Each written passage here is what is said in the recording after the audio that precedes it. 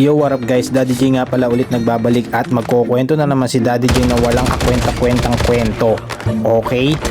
Pero basta ang mahalaga ay importante, ano daw? Dito nga pala bumaba kami dito sa Nuclei, tatlo na yung kasama ko mga pare. Kaya lang hindi naman nila ako tinutulungan pero okay lang yan. Sabi ko naman sa kanila kayang-kaya na ni Daddy J yan. Mayabang yarn.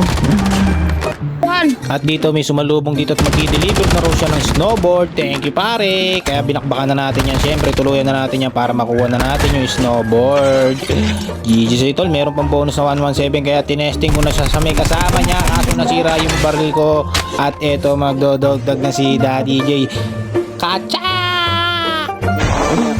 May palipad pa talaga yarn.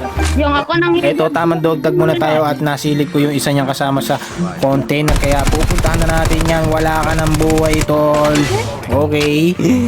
Hanggang sa hinabol ko na siya talaga. At hindi ko inaasahan na naka-rewind din pala ang kumag. Buti na lang nabunot natin yung secondary natin. Kaya napitas pa natin yan. GG's mga pare. At dito sinabi ko nga pala sa mga kasama ko na bibigyan ko sila ng 117. Kaso nga lang, nag-asim na naman si Daddy J sa tatlong kumag. Eto na't ginamitan na ng confidence yung isa, hindi na alam ang gagawin. Yung isa tumurit pa doon pero nakapag-self up siya pero hindi niya alam. Nakita ko siya, tol. Tapos ka na pare. GG's mga tol. At dito, nakita na naman ni Daddy J sa may Atlas. May RC dito. Siyempre hindi papayag si Daddy J. Ayun, tapos ka na tol. At dito may mga nag-aaway dito. Siyempre sisingit na si Daddy J kasi gusto niya ng manalo. Si Daddy J lang ang paikot-ikot dito. Yung mga kasama niya tamang tamang walk trip lang mga pare. Pero okay lang yan. Sabi naman kasi ni Daddy J kayang-kaya niya na yung laban. Kaya eto tinutuluyan na yung mga kalaban niya mga tol. Diba sabi ko naman sa inyo, basta ayusin nyo lang yung sense nyo. Gaganda't gaganda yung tutok nyo mga pare. Ito na yung part 2 ng pagbablog natin sa Code M. Yan. GG's. So dito bumaba na tayo. Kaingay naman ng manok na yung tiktila ako ng tiktila ako. Kung gumagamit ako ng confidence dito eh. Yan na, binakbakan na ni Daddy yung dalawa oh.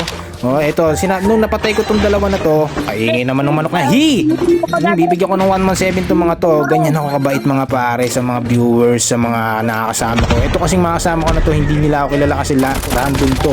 At dito, pinuksan na naman ni Daddy J ang isang squad kasi gusto na talaga niyang manalo. Kaya, tinubos niya yung mga kalaban dito. At hindi na natin pinatagal pa. Siyempre, shotgun natin itong isa. Kacha! Dito, 4 na lang yung kalaban namin mga chong. Kaya eri na. Ito na yung pagkakataon. Ang ingay talaga ng manok. Grabe.